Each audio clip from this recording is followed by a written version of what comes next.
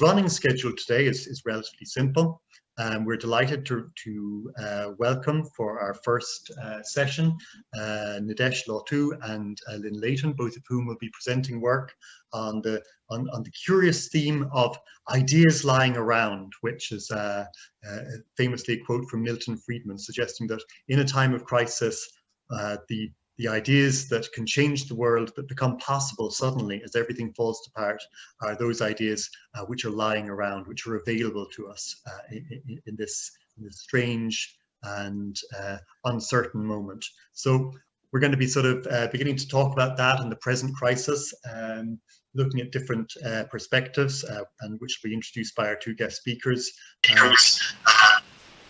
both of whom will be introduced by Kieran Keohane, who has set up this particular occasion. I suppose just to say that the schedule for today is we're going to have those two papers, maybe a minute or two for questions, maybe a question or two in the first hour. We'll take a short break at about 5 to 5, just to allow people to get a coffee and ruminate and prepare some questions that they'd like to ask. And then we'll introduce a question and answer session that'll be hosted by John O'Brien, who is the president of the SAI, and Lisa Smith, who's the chief editor of the Irish Journal of Sociology. So it's very much a kind of Irish sociology occasion, because this is also the Irish Sociology annual salon, in which we sort of have begun to institute these annual think-ins. I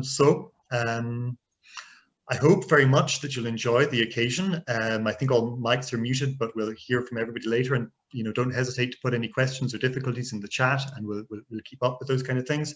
And just to mention that this is an ongoing virtual seminar, as you all know, and next week we'll be delighted to welcome Elizabeth Anderson, who's the Distinguished Professor of History, Philosophy, and Women and Gender Studies at the University of Michigan, who'll be talking about different sorts of work ethics and the great reversal, how the work ethic has been turned against workers in the contemporary world. So I think that's me, and Kieran, over to you. Thank you, Tom, and welcome everybody to this session that we're calling Ideas Lying Around. And that's an interesting phrase, as Tom has indicated, because it's from Milton Friedman, who basically said, that at a time of crisis, what really matters after the crisis is the ideas that happen to be lying around at the time. And of course, as you all know, Milton Friedman was one of the great architects of the neoliberal revolution. And the ideas that he was hoping to have lying around at the time were those ideas that have actually, in fact, come to be the ruling of ideas for the last maybe 3 or 4 decades even. So that's really interesting, because we're now living through a moment of crisis when of exactly that model, perhaps, and it's not just a crisis, it's a cascade or a constellation of crises. At the most macro level, the global ecological crisis, but a political crisis, economic crises recurring, and so on. And we could say essentially also a moral crisis, a crisis of the subject, because every social formation has as its kind of anchor an ideal type subject, and certainly there has been a neoliberal subject formed in that context, and it's that neoliberal subject we find now at the center of politics in all sorts of ways.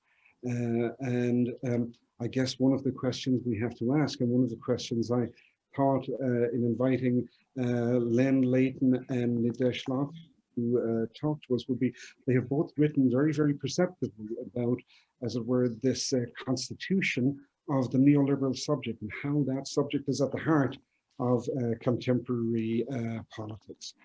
So the pandemic, of course, is the present crisis that has brought these other crises, as it were, into even sharper relief.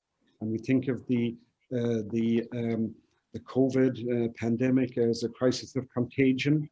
But of course, there are many forms of contagion. It's not just the microbiological vectors of pathology. It's also all of these other ones, political, cultural, social, moral, and so on. So one of the things that we're maybe hoping to speak to here is the constitution of that neoliberal subject and how it has become so problematic and its various manifestations and so on. And then also looking beyond that to maybe some hope for a better type of subject, or the conditions of possibility at least for a better type of subject thereafter.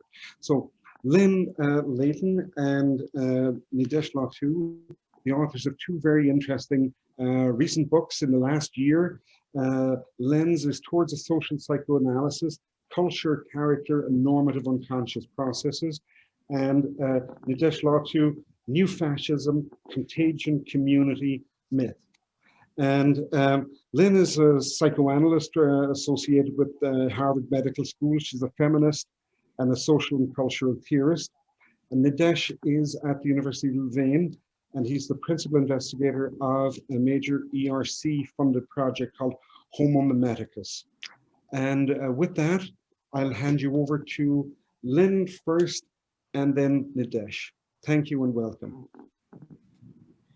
Thank you so much. I'm so happy to be here, and I just wanted to start by noting that on the subject of ideas lying around and in between, that mine and Nidesh's backgrounds are both in comparative literature, and I think we both went there for the same reason, which is that it's a anti-disciplinary, interdisciplinary place where you can play with all kinds of different ideas from different disciplines.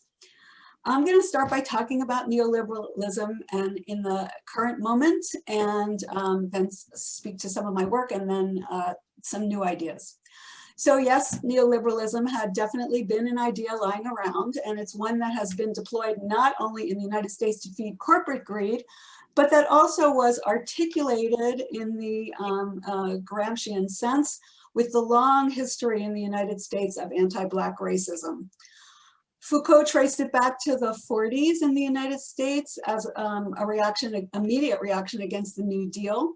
But of course, most economists and social theorists trace it to the late 70s as a response by the corporate and government world to the crisis of stagflation and inflation. But the history that's usually told does not articulate race with class. And that's part of why I argue that, that this is a country built for white people on a centuries-long lying relation to reality. For me, we have to understand the current historical conjuncture to know how to go forward. And here in the United States, that really requires reckoning with the overlapping oppressions of racism, capitalism, and heteropatriarchy. In other words, the kind of intersectional approach that's been demanded by critical race theory. And I also, as a psychoanalyst, think it requires an understanding of how conscious and unconscious process operates in groups. So I'll first speak to the race-class conjuncture that I'm seeing now. And here's what I've learned since the 2020 election in the United States. There's some things I had not known that really I think do connect with the current conjuncture. One is that something that's referred to as movement conservatism, that was represented by Barry Goldwater, emerged in the United States in the early 60s, and that was a reaction against government programs for the vulnerable in society that was largely waged by corporate leaders, and then later within the lobbying and the think tanks and the electoral groups that they started in the 1970s. What I didn't know until after the election is that a majority of whites in the United States have not voted for a Democratic presidential candidate since LBJ, Lyndon Baines Johnson, and that was, as he himself noted, that was going to happen, and it did happen. It was a direct result of his advocacy for civil rights, as he presided over the passing of the Voting Rights Act, the war on poverty, and other programs that were aimed at addressing the horrid history of United States anti-Black racism. So I've realized that this white supremacist movement, committed to limiting the political and economic power of Black people, happened before the class effects of neoliberalism took hold, before the loss of good-paying white working class industrial jobs that went overseas in the 80s and 90s. But the synergy between the two developments, in large part, I think, led segments of the white population to attach to a race-classed culture of grievance. And that's why I say that neoliberalism in the United States really can only be understood as an articulation of classism and racism and heterosexism too, in that it promotes versions of egoistic subjectivity, versions of defensive autonomy that have traditionally been incarnated by white upper-class straight males. To move to our most recent political history, the Capitol insurrection on January 6th and impeachment #2, second season, I would focus on the big lie. So the lie that was talked about in the impeachment trial was that the election was stolen from the largely white Trump supporters, but that's actually only part of the big lie, a whitewashed part. The big lie is that it was Black people who stole it. And it turns out that a lot of white people don't think Black and brown people should vote. And right now, post-election, Republican legislatures in many, many states are busily working on legislation to make voting harder for the poor and for people of color. Then there's Rush Limbaugh, who died last week, our first angry white male talk show host. All of the obituaries noted how his hate-filled radio broadcasts were actually enabled by the elimination in 1985 by Reagan of the Fairness Doctrine, and that the Fairness Doctrine had required that opponents of opinions that were broadcast in the media should have free airtime to dispute those opinions. Elimination of the doctrine enabled Limbaugh and those who followed him, Roger Ailes, founder of Fox News, Sean Hannity, to lie and to whip up hatred toward every single group that had made equality gains in the 50s, 60s, and early 70s.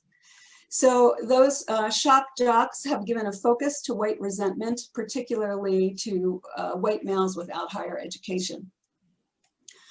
What I write about is the effects on individual and large group psychology of the dismantling of the social welfare systems that began in the late 70s and that were codified in policies not only by Reagan, Reagan started it, but by all of his successors, Republican and Democrat alike. And I argue that these policies created a traumatogenic environment for all, but that the trauma and the reactions fall unevenly on different segments and different social locations of our population. So although the chapter that I provided for this seminar, Yale Failed Jail, attempts to account for the psychic effects of neoliberalism on different segments of the United States population, actually much of my book is written about the effects of neoliberalism on white subjectivity. And right now, and for the past few years, I would say, anti-racist white activists in the United States have really, for the first time, I think, been reckoning with white subjectivity as a racist thing. And we are definitely engaged in a painful process of disillusionment. The neoliberal abandonment by government during the pandemic has, as you have all undoubtedly read, caused a horrifyingly high death toll in the United States. Trump refused to do anything government-wide. He did not invoke the National Defense Production Act, and that left governors in every state totally on their own in a very neoliberal fashion to compete with each other for masks, for protective equipment, and all the prices for all these things were driven up on our supposedly free market. Aside from the rising pandemic death toll, here in the United States, there's a glaring example of neoliberalism and its savage effects just about every single week. So Texas, what happened in Texas last week, where people were, the energy grid froze and temperatures had plunged and there have been deaths and no electricity. And it's just the most recent example of the effects of government deregulation. And in this case, the government working in partnership with the fossil fuel industry and against the people. I'm gonna quote briefly a tweet that was posted by someone who calls himself the Savvy Citizen. The party of personal responsibility would like you to know that it's somebody else's fault that decades of deregulation and climate change denial has resulted in Texans freezing in the dark. And that was a response to, well, Ted Cruz, the senator from, and key person in the impeachment trial, in the big lie of the election being stolen, went off to Cancun, and the governor and other Republicans immediately blamed wind power for this problem, which was completely not the case. Such lies, tend to breed a wholesale distrust in government and corporations and just about all institutions. The battle cry of the followers of one of our two political parties is tear it all down, liberate the people from government, refuse to wear a mask, where Republicans in government, who are also neoliberal to the core, do things like, minutes after passing the huge Trump tax cut a few years ago, they immediately start talking about how we need to cut social programs because of the deficit. So all of my work has been to look at processes of subject formation within particular social locations and histories, and I specifically focus on the role of unconscious processes that press toward conforming to an unequal, press us toward conforming to an unequal status quo, which replicates our pain, but which we enter into largely in the service of getting love, social approval, and a sense of belonging. In particular, I've looked at which performances of gender, race, class, sexuality are culturally and subculturally recognized as legitimate, and what kinds of desires, thoughts, ways of living and loving that people within these subcultures feel they have to split off to be met with love and social approval. In this, I'm quite indebted to Erich Fromm's ideas about social unconscious, that which is not allowed to be thought in a given culture. But with the influence of feminist, queer, and critical race theories, I've tried in the book to complicate Fromm's ideas about social character in order to be able to look at different groups' reactions, different psychic structures, and at both normative individual and normative large group unconscious processes that work to reproduce things as they unequally are. At the same time, my understanding of identity formation suggests that what is split off haunts the psyche. So this has been influence of people like Judith Butler, but also what I see in the clinic. What is split off to become the right kind of subject haunts the psyche, and that resistance to unequal cultural norms is also a part of subject formation. So I also understand unconscious processes as dual. So also as a resistant force that pushes up against strictures on so-called proper identity performances. And I've always loved Stuart Hall's reference to the dog catchers that come out every day and try to round up the stray dogs and put them in the pound, but that every night the strays come out and you can't keep them in the pound. Yeah, so I think we negotiate our singular subjectivities from the different kinds of relational experience that we're met with. Some experiences that welcome our own expression of subjectivity and others that punish them. Drawing on relational psychoanalytic theory and its notion of unconscious enactment, I look both for how we tend to repeat the relational intersubjective interactions that emerge from culturally induced traumas, as well as how we resist them. And I'm really, really strong about this. This is a tenet of relational psychoanalysis, that every relational seeming reenactment that looks like it's going to recreate the same old, is in part marked by a hope that the outcome this time of that repetition will be different, will be loving, will be acknowledging. Along with several sociologists who for the most part do not attend to unconscious process, I argue that neoliberalism has had particular psychic effects and has brought about particular versions of subjectivity. For example, many have written about the entrepreneurial selves nurtured by a competitive, go-it-on-your-own economy in which economic well-being is the mark of the successful human. This has relational effects, disrupting a sense of mutual interdependence. And as an example, different versions of feminism that were articulated in the 60s, socialist feminism, difference feminism, the one that got into the mainstream was white middle-class women and being able to enter the workforce. And that's because for capitalism, two consumers are always better than one. And since the workplace did not change structurally at all in the years that women were entering, in fact, maybe even becoming hypercharged in terms of time demands, the only version of subjectivity that was offered on offer to women was to adapt to the defensive autonomy structure that previously had been on offer only to white men. And this is a structure that denies its embeddedness in relationship and prides itself on counterdependence.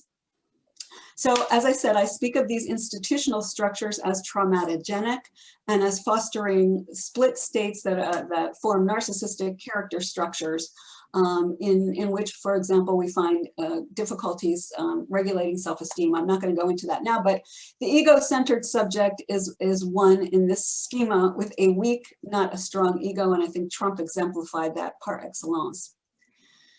Neoliberal policies have brought about a group-enforced denial of dependency, vulnerability, and interdependence in all groups. The social causes that lead to reviling dependency and vulnerability are rendered invisible as social causes. Instead, we speak of people making bad choices, behaving badly, and those who can create as much distance as possible from those who are most vulnerable do so. And they may have pity for those below them, but they also have contempt and disgust for those from whom they disidentify, the losers. Up until recently, I'd say there's been a massive disavowal and turning away from the truth of the neoliberal policies and corporate greed that created our current misery. The disavowal, I argue, fostered in white people anxieties about failing, falling, that eventuated in two classic responses to trauma, one being retaliation, which I spoke about before in terms of backlash movements, and the other being withdrawal. I'll talk about that a little more in a minute. In the chapter that you read for this seminar, I talk about the sadomasochistic relational patterns that manifest in what Scanlon and Adlam have called vicious circles, where caregivers disavow the social policies that leave people they work with, the homeless, people in prison, the mentally ill. The causes are disavowed, and instead people are looked at as having made bad choices, and then they get pathologized for not accepting the care and refusing to trust the people who want to help them but actually look down on them. A couple of weeks ago, I was teaching a group of psychoanalytic candidates some of the work in my book, and there was a student who said, I was born in 1985 and I don't know anything different. I think that that's a really crucial point that we have to keep in mind in terms of change, and it puts me in mind of what Fromm called the pathology of normalcy, and that's what has to be combated.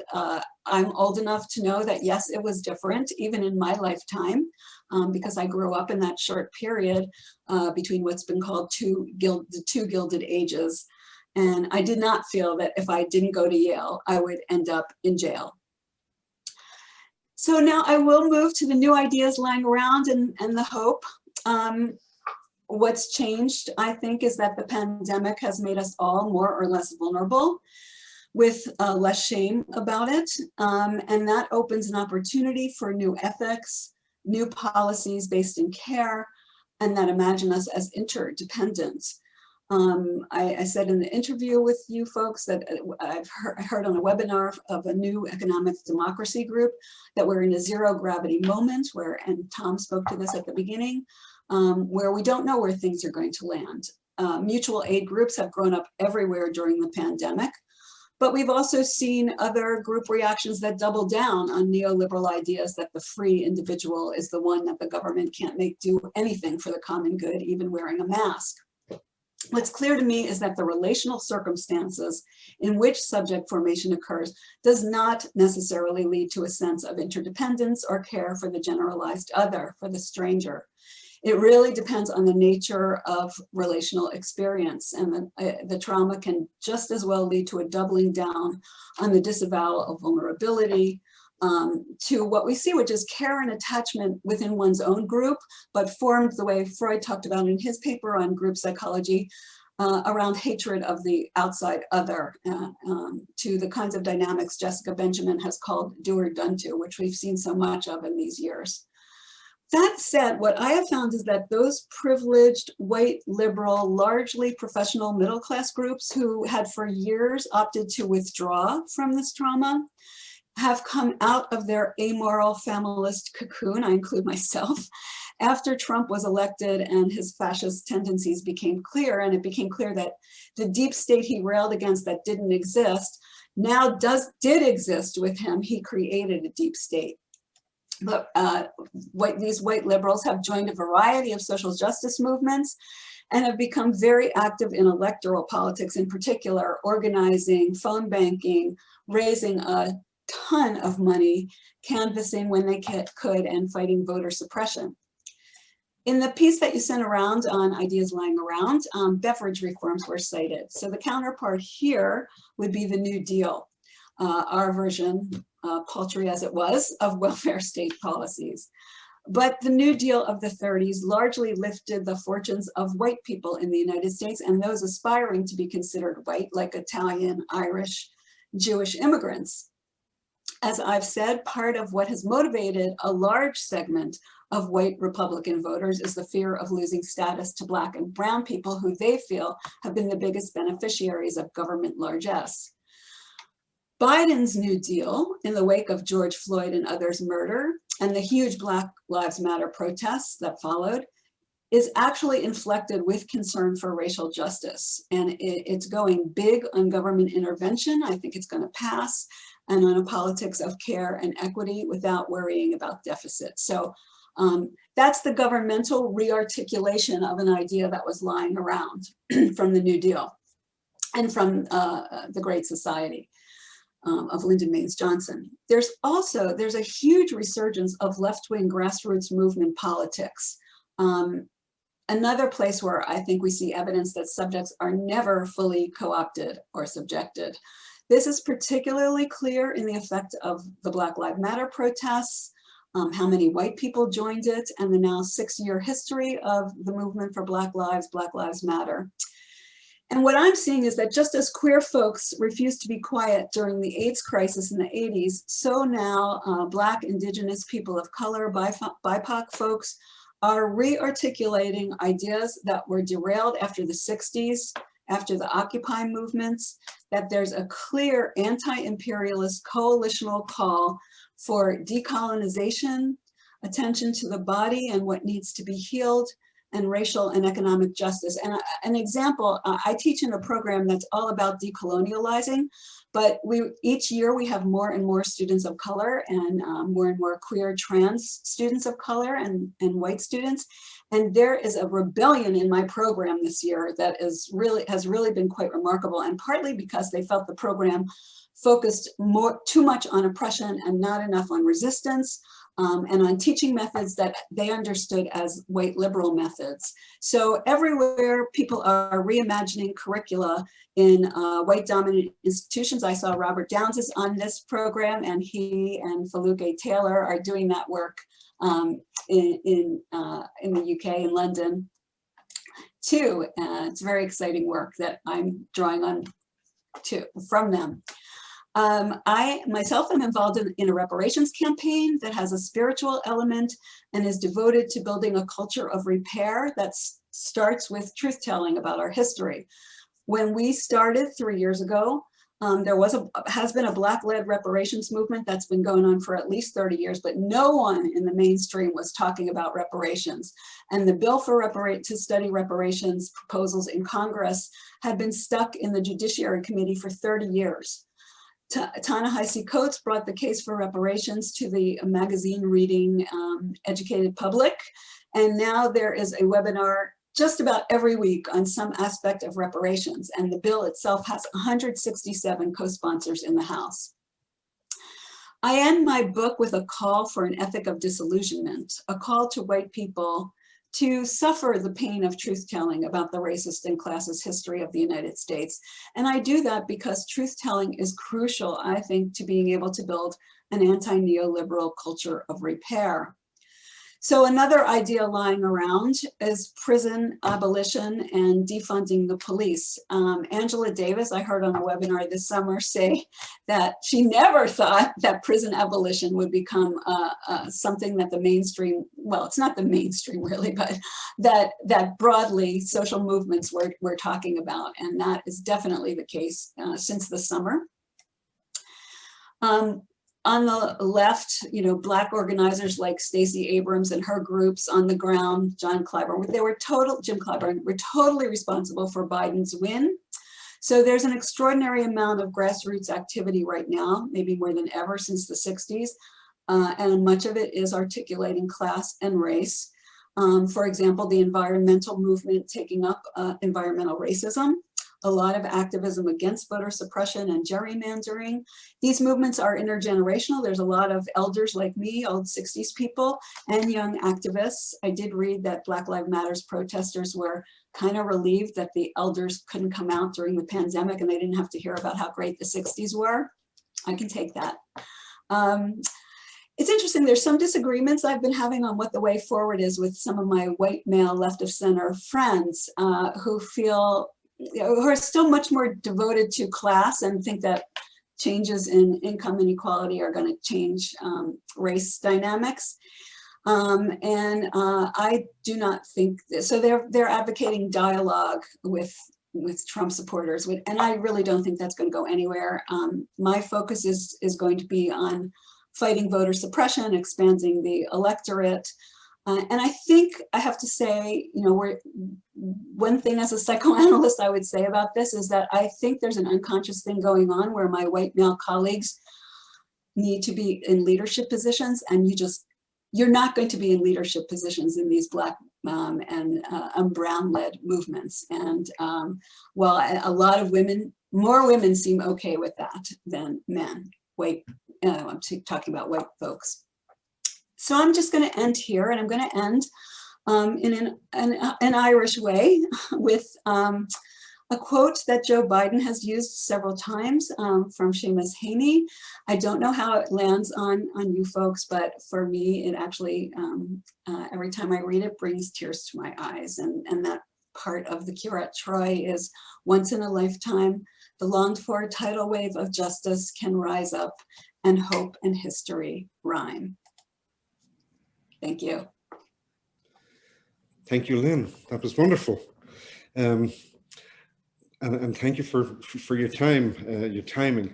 I think we'll move directly to Nidesh. Nidesh, are you ready to go? Yes, I'm ready. I just need to set up my PowerPoint. Tell me if it appears.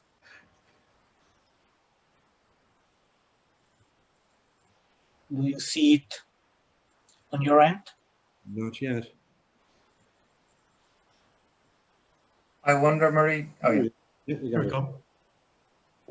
Good to go. Is it good to go? Yep, you're fine. Excellent. So first of all, thank you so much for the invitation, Kieran and Tom. It's an honor to speak after Lynne. I think, as Lynne already said, our interests resonate in multiple ways for the shared training in comparative literature, but also I think for shared interests in the way the unconscious has social and political implications. And so I'll just follow up on that. I haven't prepared a written script, so I'll talk through my slides. And if I go over time, just tell me and I can easily move forward. And I titled my talk Homo Mimeticus, From Crisis to Change. And the fact that we are in a mimetic crisis is obvious to everyone now. The virus is mimetic in the sense that it's contagious at the viral level, but that form of contagion, as Lynne already articulated, operates in so many different ways: psychological, the anxieties and depressions it generates, but also social and financial. As conspiracies go viral, and the figure of speech is telling of a continuity between the online world and the material physical world, then political pathologies can indeed immediately ensue. And this is a situation that calls for new diagnostics and diagnostics of the powers of mimesis that tend to be genus-phased, in the sense that they generate pathologies, from the viral pathology to the pathologies of new fascism, but also mimesis in itself, it goes beyond good and evil, in the sense that it has the structure of what the Greeks called a pharmakon. It can serve both as a poison and as a cure, depending on the model. And so, of course, positive models are essential for distributing and sharing positive forms of therapeutic behavior. And Lynne talks about Black Lives Matters in opposition to the new fascism. And there you have a mimetic phenomenon that is indeed not pathological, but therapeutic at both psychic, social, and political levels. So this duplicity, as Kieran already had the kindness to mention, is something that I've been concerned with for some years. And it's something that wasn't as manifest yet when I started writing about it. And since humanities and literary studies in particular tend to be marginalized certainly among the hard sciences, I just note the fact that this concern with viral pandemics was already expressed 5 or 6 years ago, not only by figures like Bill Gates, but also in the humanities. And it's a question of reading outside one's discipline. It's not really a question of originality, but it's a question of moving beyond one's field in order to learn from disciplines that are not usually part of one's curriculum. And that's what I try to do in the Conrad chapter that you read. And for the new fascism as well, I'm not, let's say, a political scientist. I don't work exclusively in political theory, but I thought that the manifestation of collective contagious behavior that ensued already before Trump was president was the clearest manifestation of the pathological side of what I call homo mimeticus. And so I thought, for this talk today, since you already read some excerpts, I would rather focus more on the theory behind it, behind these very different approaches, be it literary or political, in order to offer not necessarily, a model that can be easily transposed to other disciplines, but at least the foundations that I think connects different parts of my work, in the hope that this is useful. And a central idea when it comes to mimesis is indeed to rely on traditions that are already there, which is something that is emphasized in the quote by Taylor that was distributed. And with mimesis, the ideas go way, way back. The ideas that mimesis is central to human culture and to the foundations of Western culture finds a source of inspiration in Plato and Aristotle, who disagreed on the value of aesthetic representations. Plato critiqued the mimetic arts for generating irrational emotions, whereas Aristotle emphasized their rational potential, their philosophical potential. But they fundamentally agreed that humans are mimetic creatures. And it is that ancient realization that is at the center of this ERC project I'm leading at KU Leuven, and that I'm exploring from 3 different but related perspectives with a team as well. And there is an aesthetic component, there is a philosophical component, and there is a component that is linked to the social sciences. And for aesthetics, I find in modernism, and especially literary modernism, in figures like Joseph Conrad, interesting starting points to think about community. Why? Because there is an experiential dimension at play in Conrad's narratives, from Heart of Darkness to the Shadow Line that you read for today, at least the chapter, that allows him to account for a diagnostic of contagion that is relational. And I'll say more about that relationality, which is crucial to understanding, I think, Conrad's account of mimesis. In philosophy, Nietzsche is an important figure for me to step back to, not only because he was trained in classics and he knew his Plato and Aristotle very well, despite his anti-Platonic metaphysical critiques of Plato, but also because Nietzsche practices what he calls genealogies. And genealogies is his term for what we often group these days under the rubric of interdisciplinarity. Genealogy, says Nietzsche, requires some skill in philology, close reading, analysis, but also psychology. And he called psychology as the science that allows us to reach the most fundamental problems in Beyond Good and Evil. That's why I'm so happy that Lynne went ahead before me. And as well anthropology and other disciplines.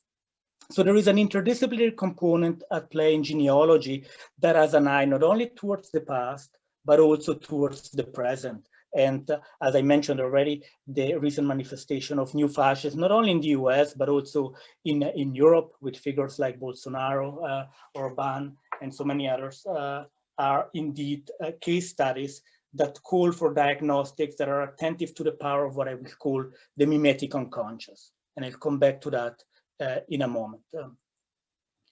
Now, I won't say more about the project, but this is just the general structure, and we have a website where you will find more information. But for what we advocate within this project, it's a return of attention to mimesis, a mimetic turn or return of mimesis that, as I already indicated in my introduction, aims to shift the emphasis of contemporary discussions around mimesis from issues of representation and realism linked to aesthetics to more anthropological, social, and psychological issues that are linked to subject formation. And I don't need to insist as much on this point here, because in sociology, the importance of mimesis is so present in the sense that you have classics like Gabriel Tarde, the laws of imitation, who posit imitation at the heart of social life.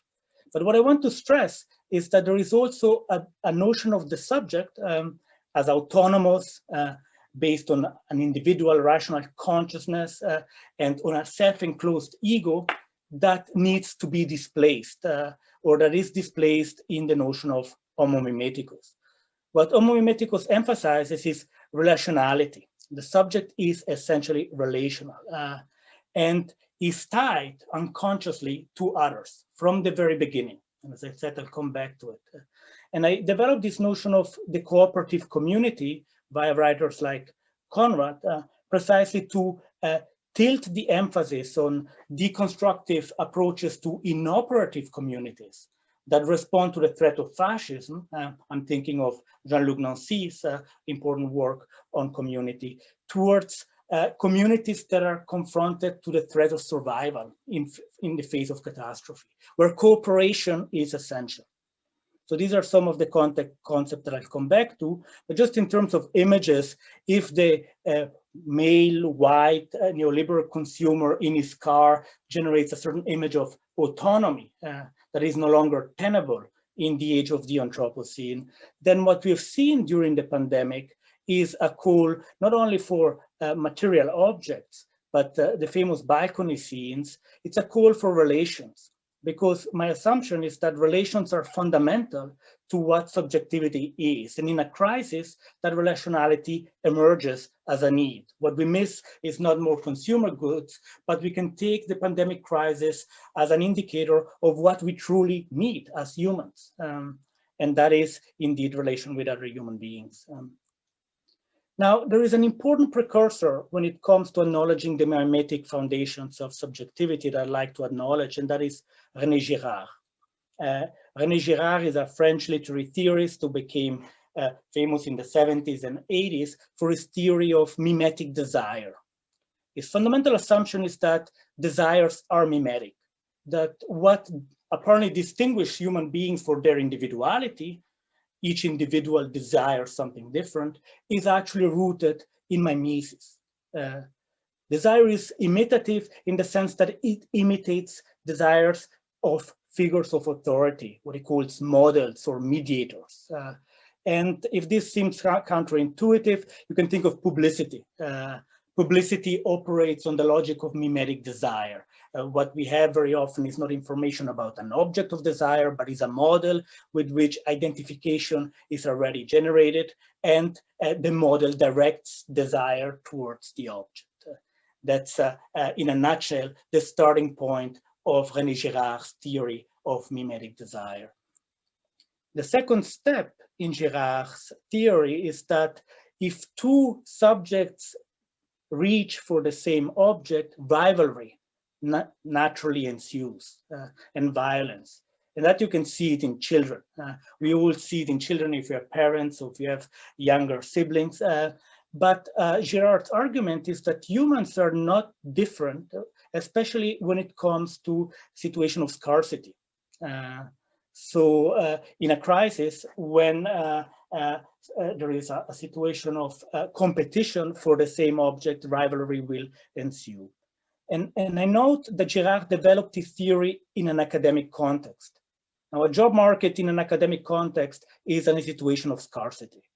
And one of my questions is whether the intellectual context in which Girard developed his theory did not inflect his theory of mimesis to emphasize rivalry with models, opponents. So that's a question that I leave open.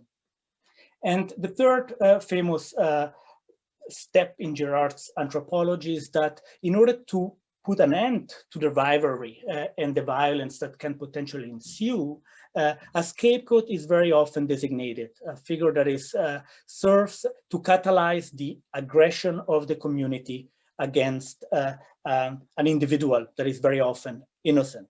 And that works very well in situation of political crisis in which a distinction between us and them is usually set up, and certain minorities can be scapegoated, as Lynne already pointed out.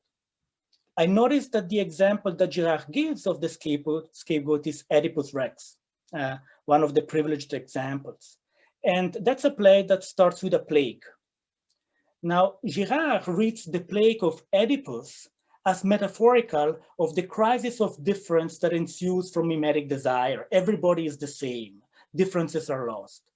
And I think that's a weakness in the theory. When the theory becomes so strong that it imposes a reading, it can erase the materiality of the plague in order to fit its own theoretical presupposition. And so I position my own theory of mimesis in a kind of genealogical relationship with Girard, which is both continuity and discontinuity. It's based on continuities and discontinuities. And genealogy, in the Nietzschean sense, allows us to situate the theory in a context. A theory always emerges in a specific intellectual context. And the context in which Girard developed the theory of mimetic desire, the reason he emphasized desire, is because in the 60s, Hegel's theory of master-slave dialectic, predicated on a desire for recognition and a struggle for recognition between self and other, was very popular. The idea of the desire of the other. You might have heard it in Lacan, for instance, who was also following Cogé's lectures on Hegel. You find it in Sartre, you find it in many philosophers. In any case, there is a Hegelian presupposition behind Girard's theory of mimetic desire that makes him privileged desire of all affects. And that's a question. Why should desire be privileged over all other affects? Why should only desire be mimetic? The second point that a genealogical perspective notices is that the structure of Girard's model is triangular. He splits desire and identification. If the subject desire what the models desire, there is going to be a struggle for the same object, and the similarities with the Freudian Oedipal structure are striking. Even though Girard constantly posits himself at a distance from the Freudian model, you could argue that there is an inversion of the Freudian model, in which for Freud, an object catexis precedes identification with the model. In Girard, it's actually the opposite. He solves the ambivalent relationship of the Oedipal child with the father by positing mimetic desire as the primary tie, by positing identification before desire. It is because the identification comes first that the subject desires what the model desires, and therefore rivalry ensues. Now, this is a very powerful model, but my question is it the only model to account for subject formation? And what I aim in this ERC project is to propose an alternative to what Girard developed in his first and most important book, The Seed, Desire, and the Novel. And the first move is actually to open up the question of mimesis to all affects. I use the notion of mimetic pathos in order to indicate that all affects are mimetic, not only desire. And Nietzsche calls the will to power a pathos, which is a term that is difficult to translate, often reduced to suffering, to emotion. For the Greeks, pathos was a force that takes possession of the self and dispossesses it of its capacity to act. There is a dispossessing force at play in the notion of pathos. And my point is that with Nietzsche is that all affects are mimetic, both positive and negative affects. So anger and violence, but also joy, fear, but also pity. If in Girard we find a Freudian Hegelian mimetic theory, which I think fit the intellectual context of the 1960s and 70s, I aim to propose a Nietzschean modernist mimetic theory to account for problems that might not fit that triangular structure, or at least that's the intention. Girard emphasizes very often negative mimesis, bad mimesis. Rivalry, violence, and scapegoating are the main processes that it describes. And a community for Girard comes together only if a scapegoat has been designated. Now, I find that problematic. I think that humans can assemble without the presence of scapegoat, even though indeed that mechanism works very well in situations of crisis, and new fascist movements thrive on scapegoating mechanisms. And I mentioned in passing that it's no accident that Peter Thiel, one of the founders of Facebook, was on the transition team in the Trump's administration. So I think that there is a very good understanding in contemporary politics on the far right of those mimetic mechanisms. But I do emphasize that mimesis cuts both ways. That's the structure of a pharmacon.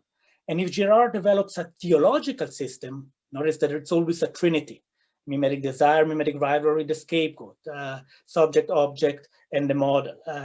I'm more interested in a movement, an atheological movement. I borrow the phrase atheological from Georges Bataille.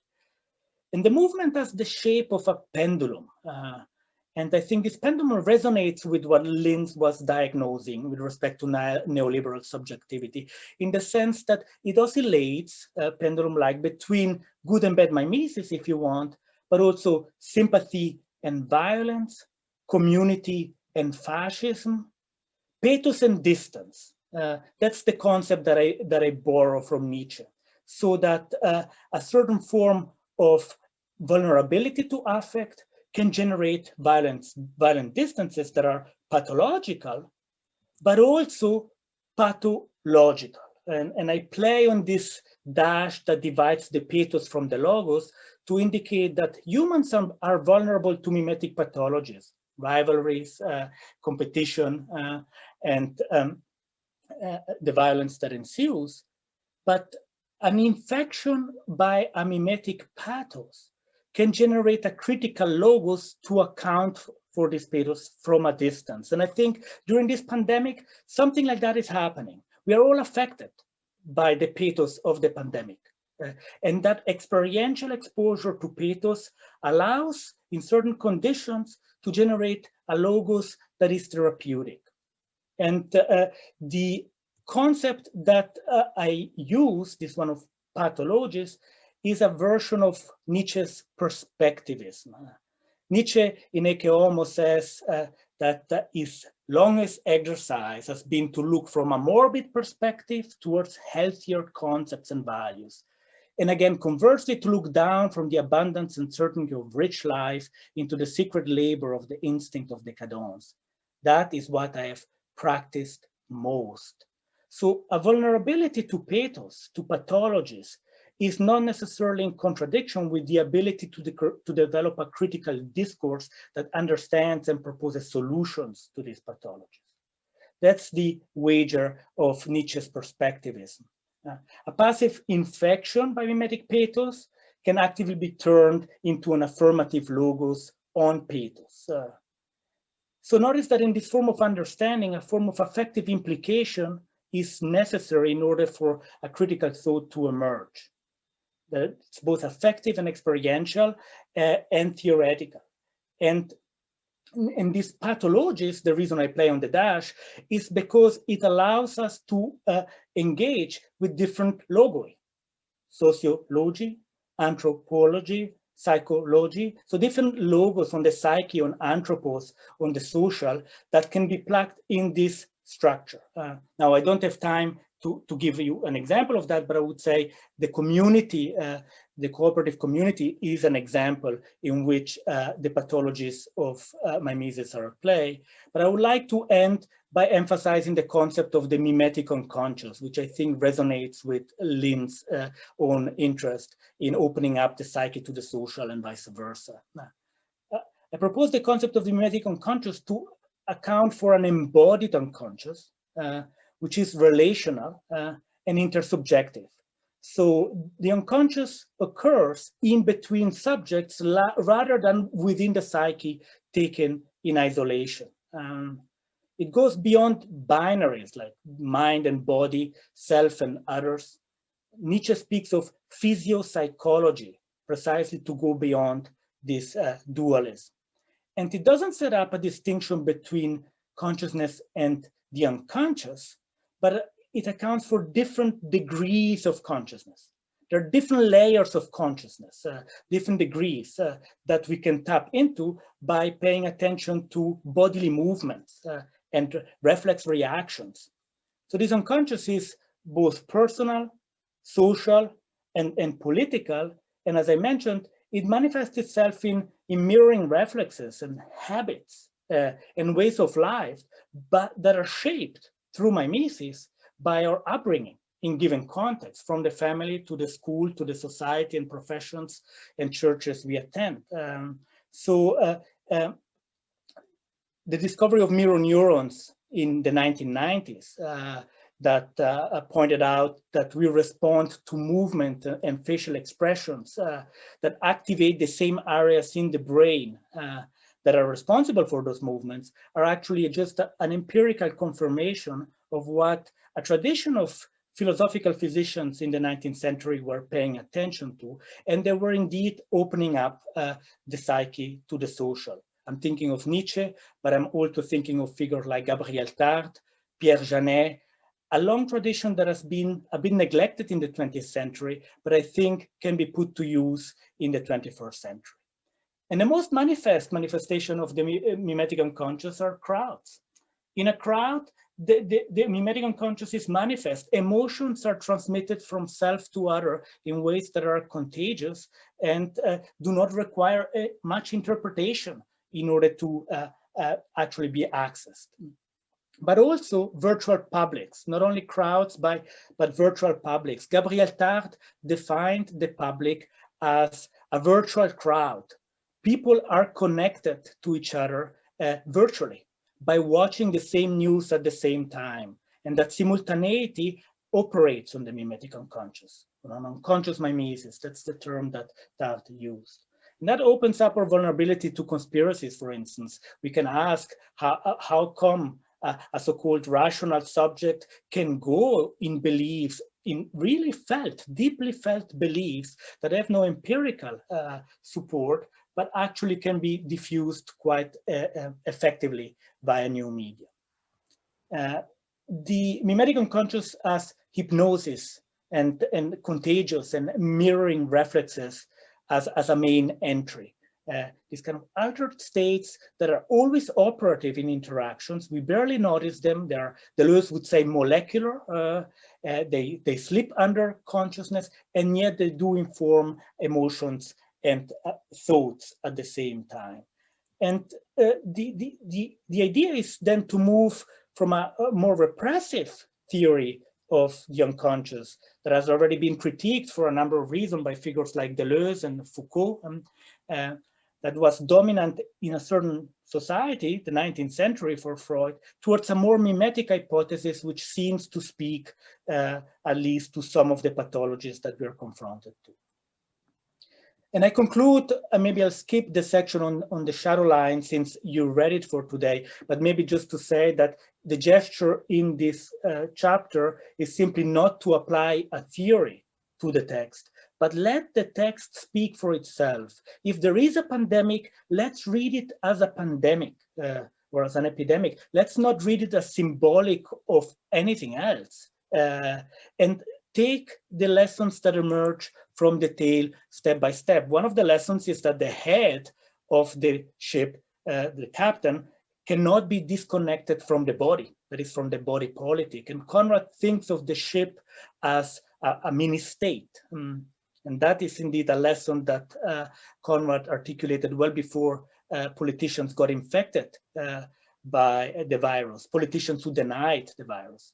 In any case, I won't go into the readings that you already paid attention to, but I will just conclude on 5 old concepts and 5 mimetic ideas that I hope that they speak to the topic of the seminar. Old concepts are hard to die because they're reproduced mimetically by dominant institutions, and the notion of homo mimeticus as a kind of dominant form of pathology will be difficult to erase. Homo mimeticus proposes minor pathologies, so they do not certainly serve as antidotes.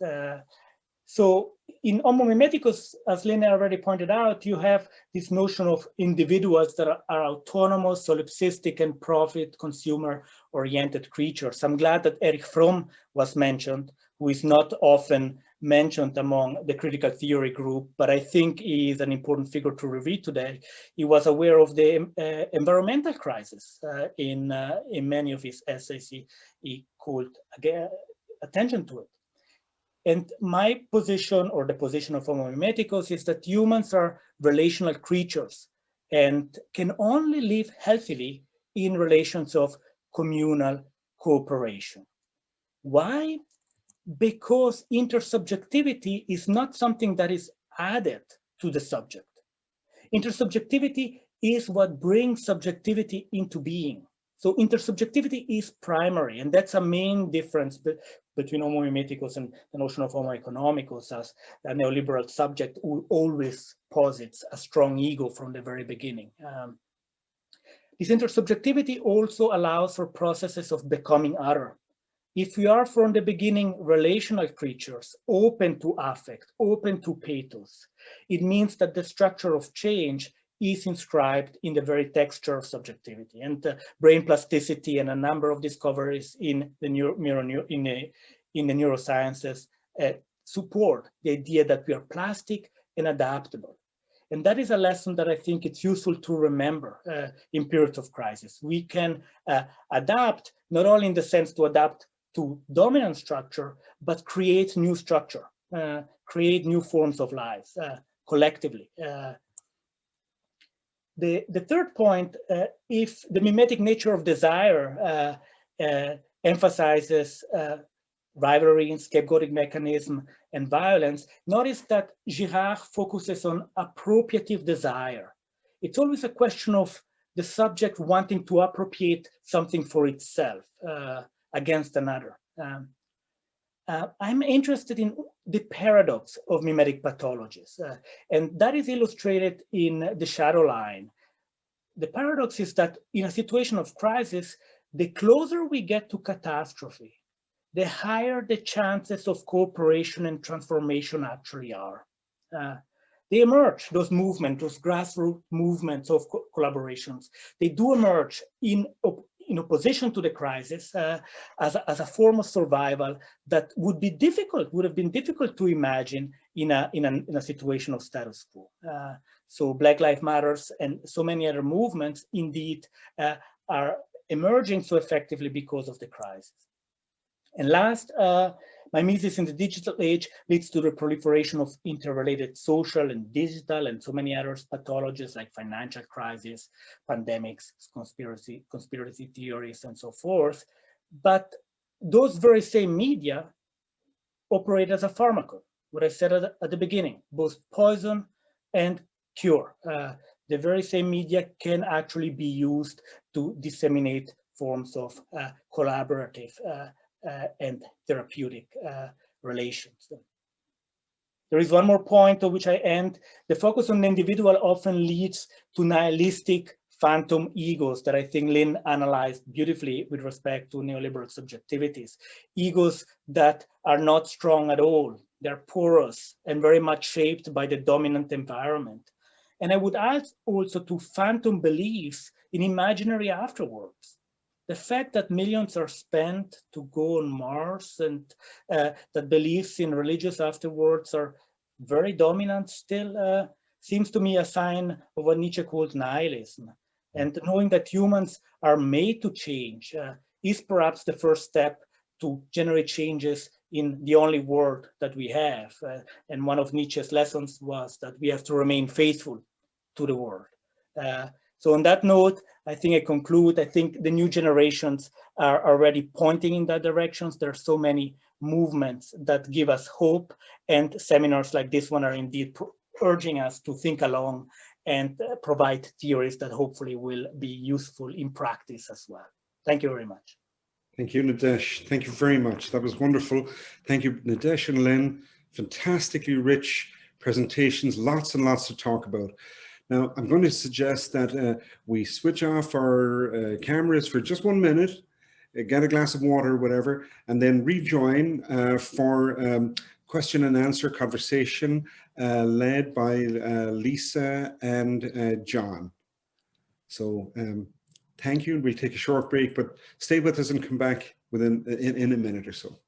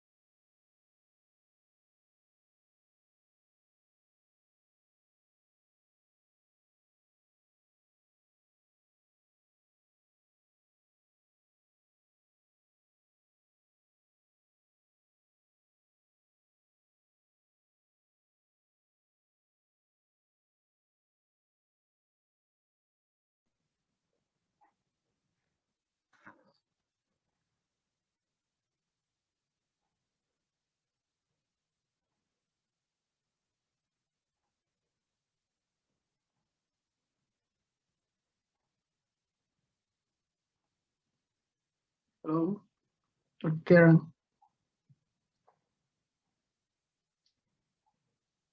Can hear you. Mike was out. Nice to see you. Yeah, I'm joining it so late because I had a workshop with the undergraduate students. Oh, don't apologize. That's fine. Maggie has just recently joined us as well. Welcome, Maggie. And people, of course, are moving in and out as their schedules allow. So don't apologize at all. You're absolutely fine. Okay. Hi, everyone. I'm afraid I have to leave around 5:30 to go to the open day, but fabulous to be here.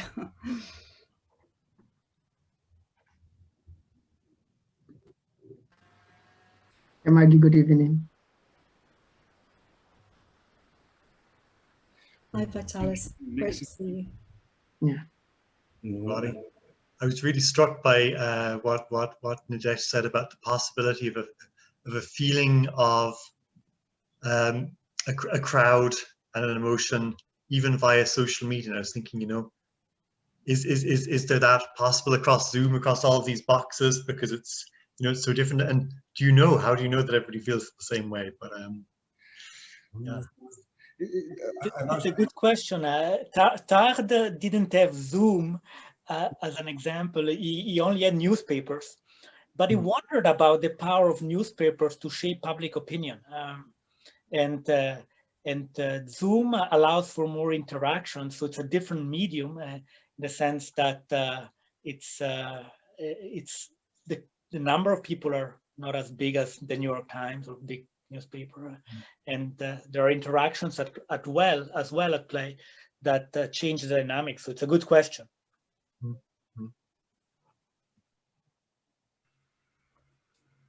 But I hope at least some of it can be shared. I think this pathos of distance, some of the pathos can come through the distance, in small doses. I'm just looking at the participants here. I see people from sociology, anthropology, psychology. We have people from a whole variety of transdisciplinary backgrounds here, including, I see friends I'm involved with. There are co-sponsors of this from the research program on deep institutional transformation, you know, which borrows freely amongst engineering, psychology, sociology, and so on. So these are the kind of perspectives that Lynne and Nidesh are articulating for us here. You know, wonderful food for thought, and speak exactly into the kind of a milieu that we're trying to foster and develop here in the Economy and Society Summer School.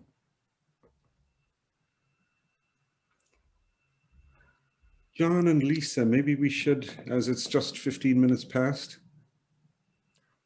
Yeah, we can start if everyone's ready. Can everyone hear me? We have a question already on the chat from someone who can't speak openly. If you want to ask a question, I think maybe the simplest thing is if you can indicate somehow using the chat. That way I'll definitely see you. Otherwise, I'm afraid I might not notice. Or put your hand up or whatever, but yeah, I'll do my best. Okay, so there's a question here from Demonkos Seek, and apologies if I've mispronounced your name.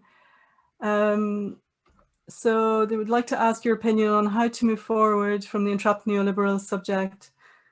Lynne mentions the possibility of repair. Who could be the actor of such repair? What is the basis of this, especially if we take seriously the mimetic theory? According to Nidesh, Homo mimeticus is related to authority figures. What could be such authority, which is free from constraints of neoliberal subjects? What are the authorities of a cooperative community? As I see here, there is a need for some sort of hybrid subjectivities, solidarities, incorporating elements causing the distortion in order to generate paradoxes within this logic. This may be enough for dissolving the existing constellation, but what could be a positive emancipatory horizon in this constellation? So Nidesh and Lynne, would one of you like to answer or respond?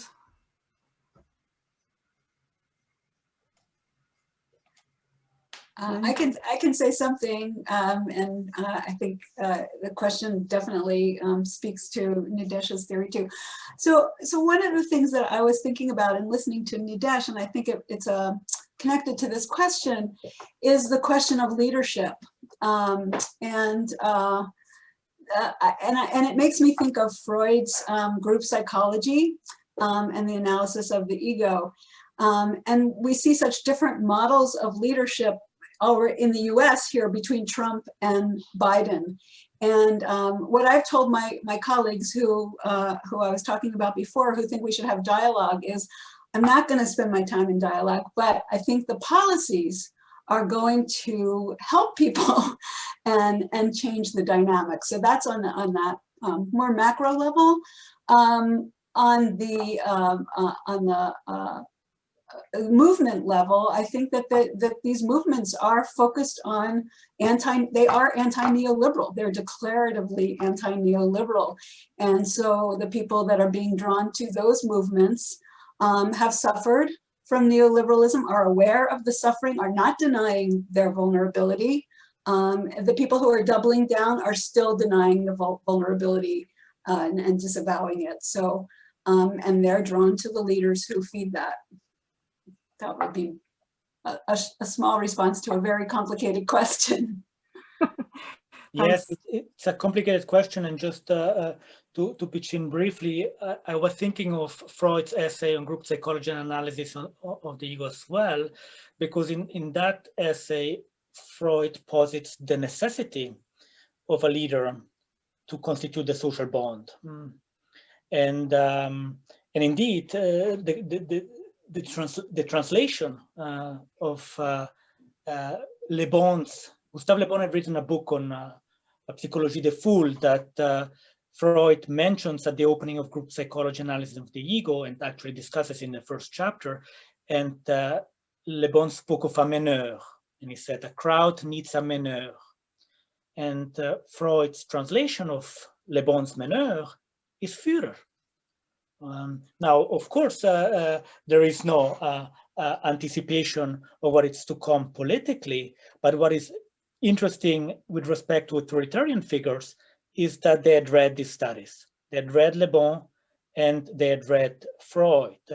And so the question for a democratic policy and anti-neoliberal policy would be how to use the effective strategies that are used on the right, and are very, very, expertly so, to democratic ends, to pluralist ends.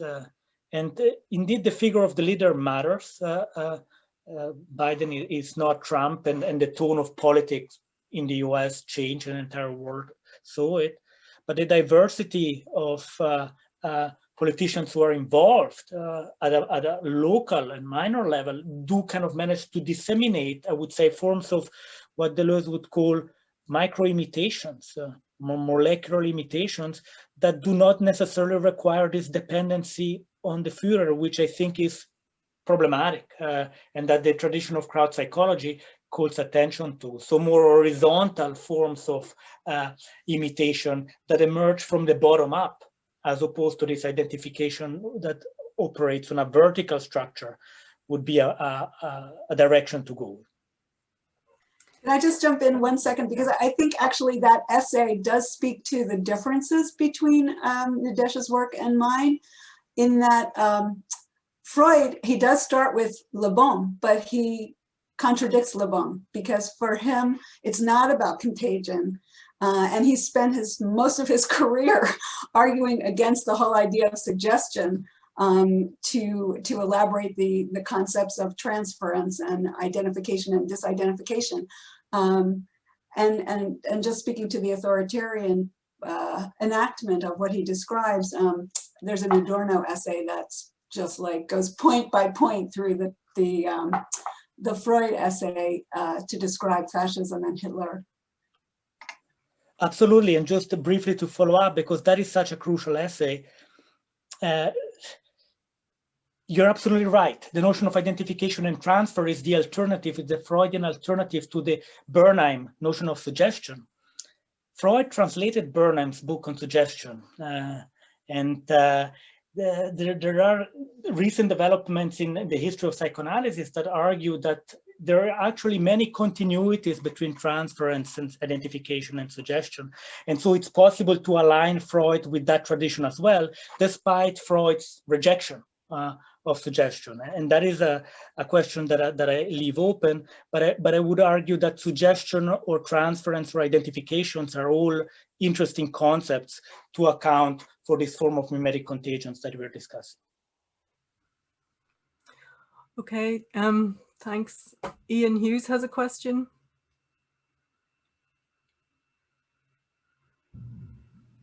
So thank you. And thank you to Lynne and Nidesh for a wonderful seminar. I'm not sure that my thoughts will cohere into a question, but I have a number of things points I'd like to make. My first response is the existing dynamics of the social unconscious, from what you're saying, Lynne, and the mimetics, Nidesh, are really empowering narcissistic pathology and also creating dominant subjects who are incapable of addressing the major challenges that society and global society is facing. So when I was listening to you, Lynne, I was thinking, I'm working with Kieran on this project on institutional innovation. And I was wondering about the mechanisms, the dynamics of the social unconscious, and do those dynamics differ between different social institutions? So we've been talking about neoliberalism and economics, but do they differ in religion? What are the consequences of transgression if you think about the shaping within religion, shaping within gender, shaping within politics, maybe even? So I'm wondering, about the different dynamics within different social institutions. Yes, absolutely. When I talk about a social psychoanalysis, I am not following Fromm in the idea that there is one dominant, there may be one dominant social character, but it hardly exhausts what's out there. And I also had tried to emphasize my understanding of the unconscious as both resistant and conforming, that there's a dialectical pull between the two. So I don't think of a social unconscious as neoliberal. I'm trying to look at what's happening culturally. When I'm talking about social unconscious, I'm talking about how the social shapes the psyche, but that happens differently in different institutions, in different political and social conjunctures. So I really am not reducing it to one kind of unconscious the way Fromm and later people who talked about character like Christopher Lasch, The Culture of Narcissism. To me, that's way too exhaustive a view of the social and the psychological. Just a quick question for Nidesh, if I could. Nidesh, maybe this is the wrong way to think of it, but I'm thinking of mimesis also almost as a lower form of thinking. I'm thinking of Margot Waddell's characterization of different forms of thinking. And she talks about projective thinking and introjective thinking. And projective thinking sounds very much like mimesis, whereas introjective thinking is much more about being able to take in. It's being in a relationship where you can disagree and have a relationship based on bringing in new ideas and incorporating those and so forth. So it's not an imitation. So again, it is the challenge for us to overcome not only the defenses of the social unconscious, but also to move towards a greater capacity for thinking in this original introjective way. Thank you for that. Yes, absolutely. I think one of the consequences of placing the unconscious in between subjects, as opposed to within the mind or the brain alone, allows for a more dynamic, could call it constructivist view of the psyche, which is very much in dialogue with the outside. And so when I speak of degrees of consciousness, it's precisely in order to incorporate thinking in the unconscious. It's not a split between the conscious and the unconscious, but different degrees of consciousness. I've moved many times, and this is just a biographical examples. And every time that I arrived in a new place, I had to speak a different language, get used to a new driving system, finding the keys to the that became very, very complicated. Learning new phone numbers every year, incredibly hard. That means that so much of our thinking is habitual and automatic. We don't have to think about it if we stay in the same environment and we are shaped by certain given structures. We operate on a certain mode, and that can be rigidifying. That's why it's so important to be in touch with different environments, and maybe speak different languages and be in touch with different cultures, because it opens up a structure that is plastic to the outside. And so I don't have an answer to the different forms of social organizations that can be put in touch with the unconscious, because I think the unconscious is always at play and always thinking. It's always doing a tremendous amount of work for us, and we don't notice it unless we are outside of our own context, and then we start noticing that those habits don't work. That's a moment to start reflecting on ourselves, or during a crisis, when we notice that basic assumptions how to relate to others don't work, and we start missing them. So that's why I think that the topic of the conference is so important, because this is indeed the moment to set up a mirror, not to find a unifying imago a la Lacan, but actually to realize how the social is constitutive of the unconscious and how much thinking is actually already at play in the unconscious. Thank you. Thanks. Two questions here from Anthony Behan.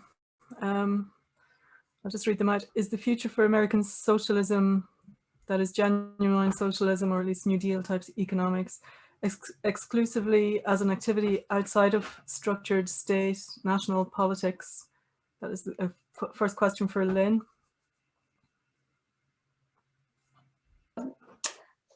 No, the answer is no.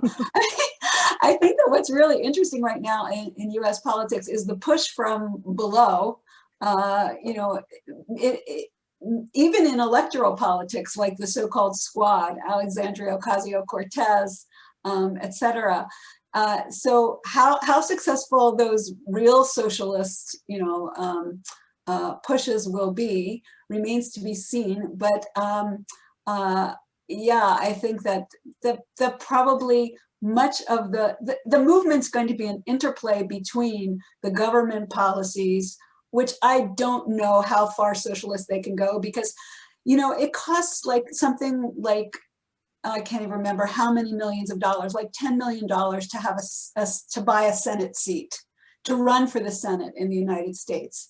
So until money is out of politics, people who are elected are going to be beholden to corporate interests in some way. They're not going to be super socialist. So what I'm seeing possible is maybe all that's possible on the governmental level, but then I think everything else is going to come from below.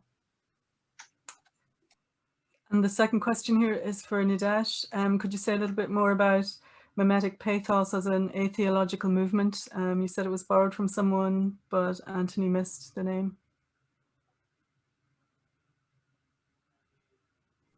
I was looking for the mic. Yes, absolutely. So the figure is Georges Bataille. He was a difficult to categorize thinker who was writing in the 30s, 40s, and 50s, working at the crossroads of anthropology, sociology, philosophy. He had a lot of influence on post-structuralists like Foucault and Derrida that emphasized the discursive or linguistic side. Bataille was interested in the body and in transgressive experiences that were at play in eroticism, for instance. And he wrote at the end of his life what he called a Summa Theologica, as a reference to Aquinas, but without the theology, if you want, against transcendental philosophy. And the reason Bataille is interesting, I think, to this discussion, it's not only because of its interdisciplinarity. He's not often taught because he doesn't fit categories. It was very important for Roland Barthes, for instance. But also because he was one of the first to write in France an essay on what he called the psychological structure of fascism, that engaged with Freud's essay we were discussing before, but also crowd psychologists like Le Bon and Tartre. And Bataille paid attention to the movements of attraction and repulsions that heterogeneous leaders can generate.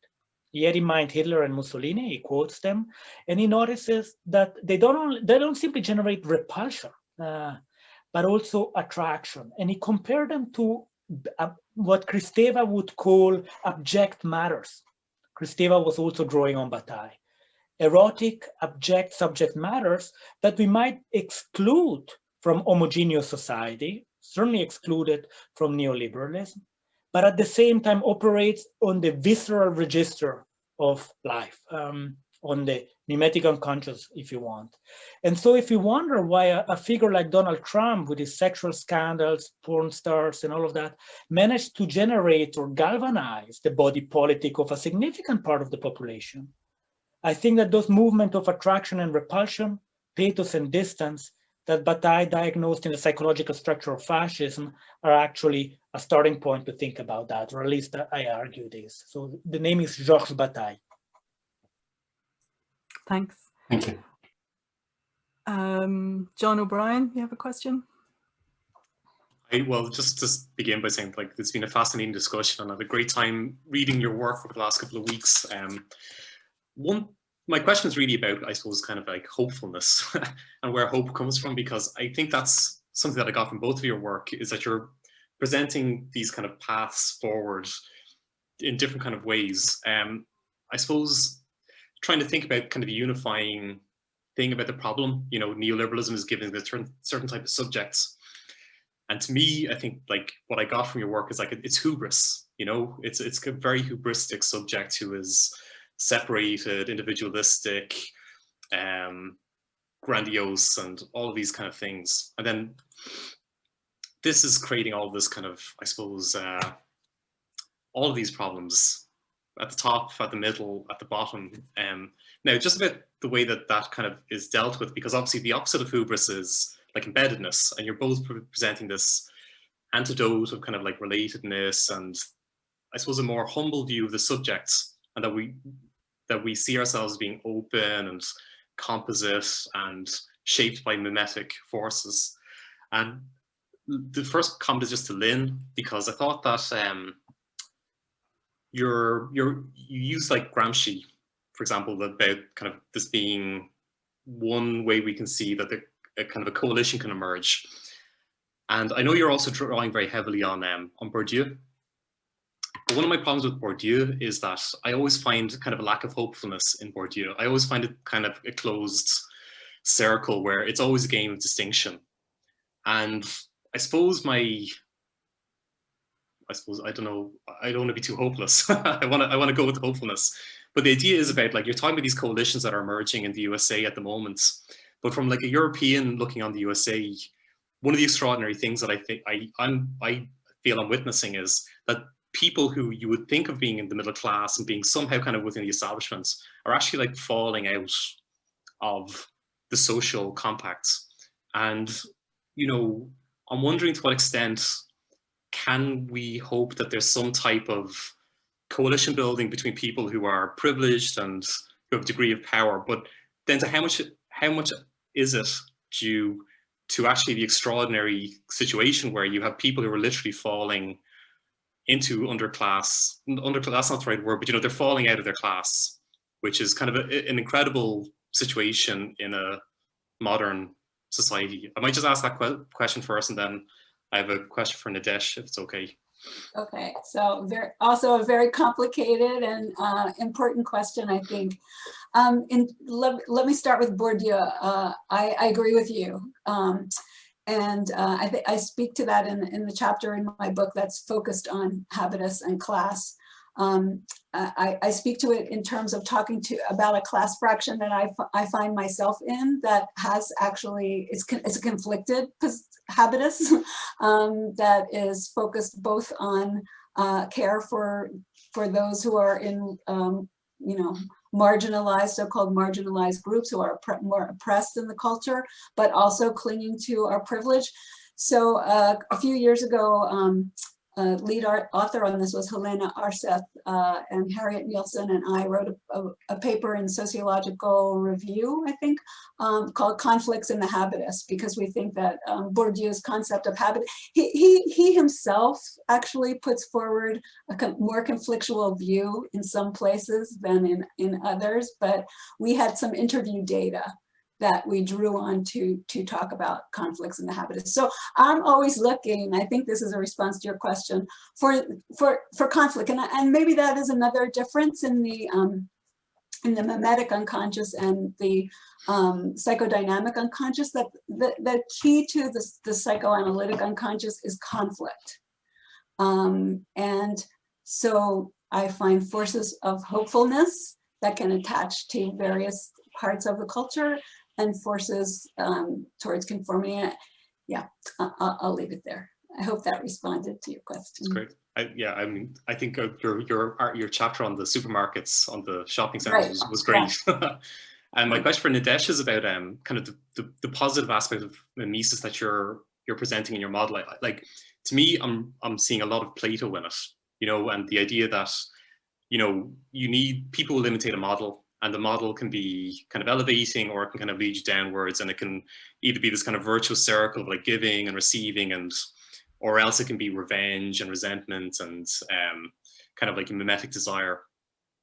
And I'm just thinking, like, going back to Plato, I mean, that Plato would have, I suppose, this kind of horror of mimesis, you know, that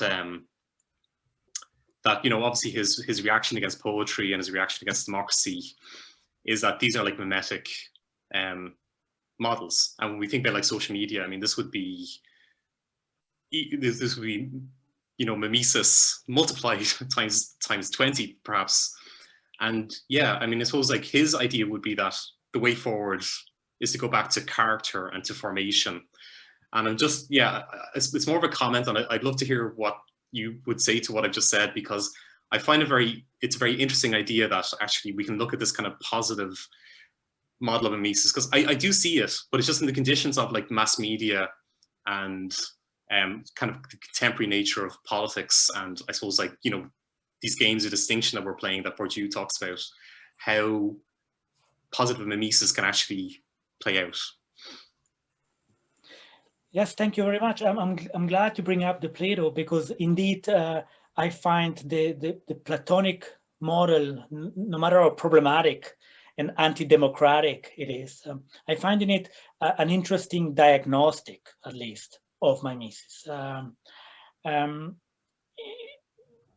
standard philosophical account of mimesis in Plato tends to focus on the last books, when it's a question of truth. It's a question of metaphysics and adequation to the world of ideas. And I'm drawn to the early books of Republic, books 2 and 3, where it's a question of the power of art and the power of artistic model to shape the character, the ethos of a people, and therefore of a polis. I'm drawn to those characters because I think the diagnostic is perceptive precisely in light of the new media that surround us. Plato was writing in an oral culture still. People went to the theater. They didn't read the Iliad or the Theogony in their rooms, but they were, you know, 10,000s of people watching a spectacle. And there is an oral dimension that I think is relevant to account for our current media environment. So that's to confirm that indeed I find in Plato an interesting starting point. And I find in figures like Nietzsche, actually, they are more Platonic than they're often willing to allow. On the alternative, on the positive side of mimesis, I'm not completely sure about the Platonic solution of you know, a rational, first of all, of a tyrannical exclusion of mimesis, an anti-democratic polis modeled on the philosopher King, and also on this rational model as a reason, as an antidote to pathos. I speak of pathos of distance as a kind of a movement between what you could call rationality and irrationality, but there is rationality in affect, just that there is irrationality in reason. And so I find in accounts of child development, intersubjective accounts of how newborns respond to their parents, a more hopeful starting point, where the model is very often the mother, but it's not you know, exclusive to the parent, and the receptivity of the child to parental influences allows for a model of intersubjective growth, that I find, let's say, more positive. But it's again from the bottom up. It's not from the top down. So it starts with the intersubjective relation, and then it's a question of finding models in the social and political world that allow for positive forms of intersubjectivity to take place later on. But if the intersubjective foundation are solid, I think that allows for a type of subjects that can be hopeful and positive. And so the role of parenting, that's where I would agree with psychoanalysis, that the role of the early years, not necessarily for Oedipal issues, but in nurturing are crucial. And for then the institutions like public schools and the basics of social life to allow for a democratic subject to emerge. I lived in the US and I lived in different parts of the world, and I see what a difference those structures make in the constitution of subjectivity. So indeed, again, with Lynne, the relationship between the social and the psychic needs to be thought from the very beginning. Can I just jump in for a second on that one? Is that okay? There are two, within psychoanalysis, I think there's two models of intersubjectivity that I think, again, are quite different. One really is focused just on the fact that we're from the outset relational.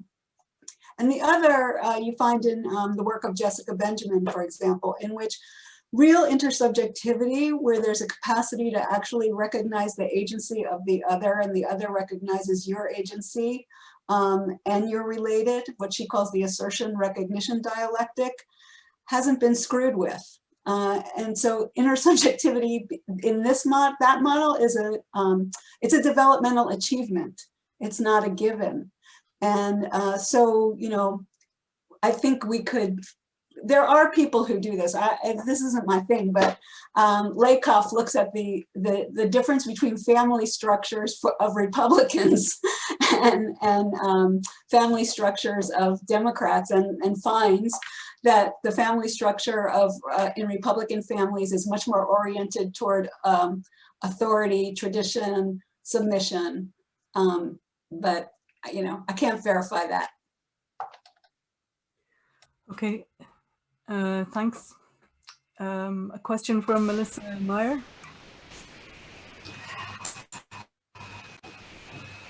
Hello. Hello. Sorry, I'm a little nervous. It feels like I'm speaking to celebrities, so I hope I can order my thoughts a little bit. My particular interest is in memes, particularly as vehicles of like kind of mimetic contagions, kind of. And what I think we've been seeing, and Lynne just like made it very clear as well, is in the move from offline to online, you know, where people have kind of like equal platforms for the first time, there seems to have been like this schismogenic split, but it's more hierarchical, you know, between the haves and the have-nots, you know, especially with the neoliberals, you know, wanting to conserve and the other ones wanting to change and adapt and being able to hear each other out, you know, finding other people that kind of think the same and, you know, have answers that, you know, they might not have. And somebody mentioned Habermas, which I'm really glad about, because he talks about how in times of crises, we have the tools to adapt. And those tools is language.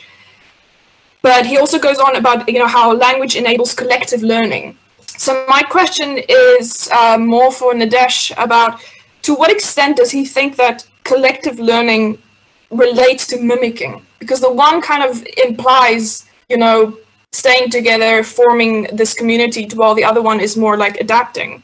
So I'm just curious about that comment.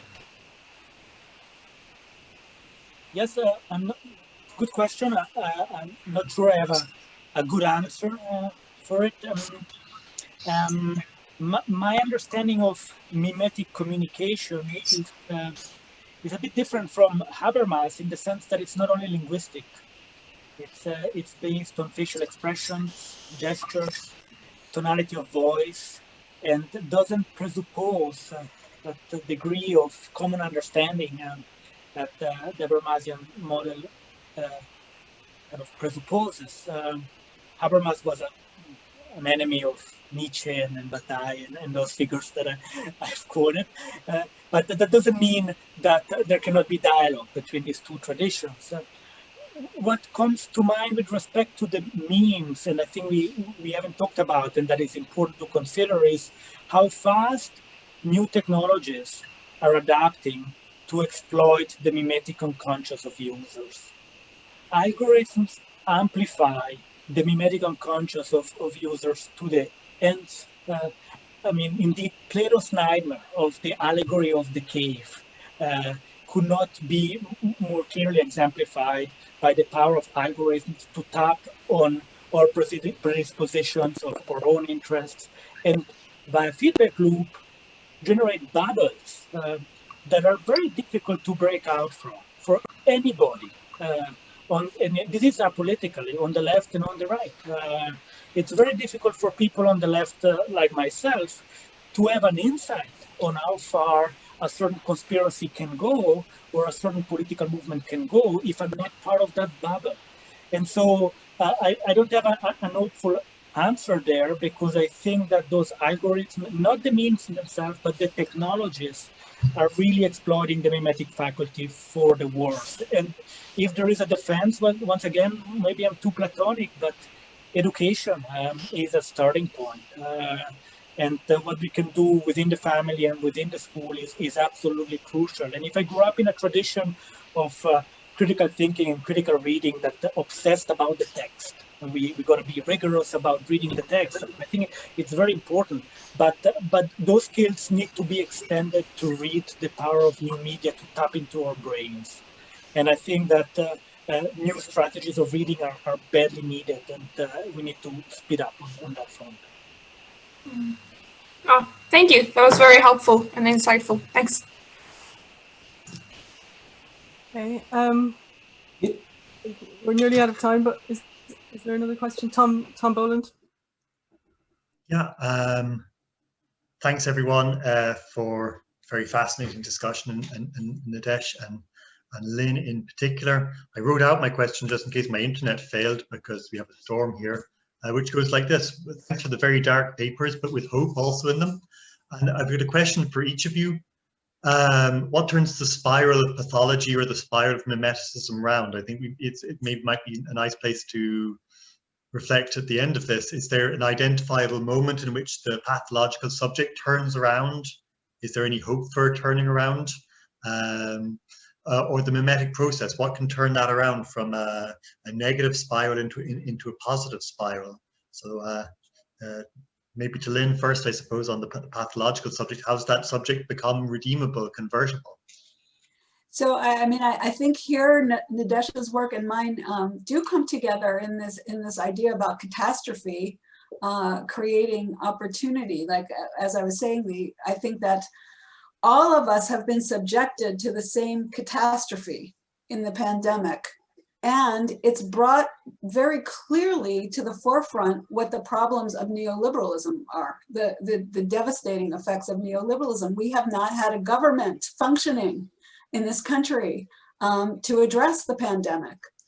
So that's one thing. As I was saying, I think there's not shame in this form of acknowledgement of our vulnerability. So vulnerability, which has been pathologized and shamed and punished for years and years and years, is now recognized as, more than, I feel, more than autonomy, the basis of subjectivity. So those are some of my thoughts on that. Cool, thanks. And yes, I do agree with Lynne that catastrophes can have this paradoxical effect. They can. It's not said, but it is indeed something that we are seeing.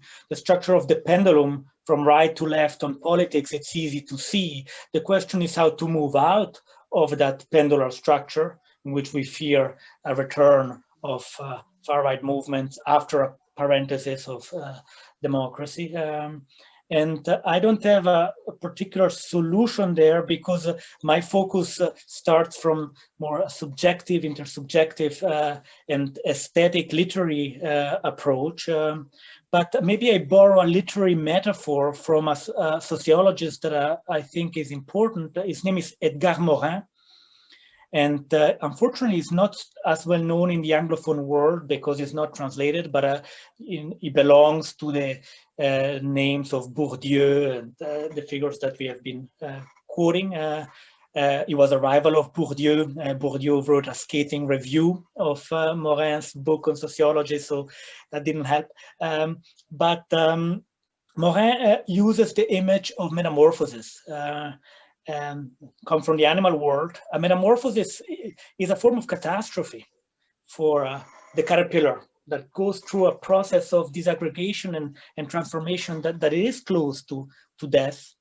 And yet it allows, in periods of crisis, to generate something new and something affirmative and beautiful and hopeful. And you give historical examples of that, like the failure of Nazism, for instance, the Russia campaign, how an event can quickly turn a catastrophe that seems inevitably into something that is hopeful and affirmative. And I know it's just a metaphor, but sometimes it's useful to think with images in order to contribute this transformation, to contribute to a transformation and facilitate it. What's that name again? Morin? How do you spell that? M-O-R-I-N. Morin. Edgar Morin. Okay. And he's known for founding what he calls complex theory, and some of the feedback loops and spirals that I've been discussing are very much in line with his work. Introduction to Complex Thought might be a book that is useful as a starting point. Okay, thanks.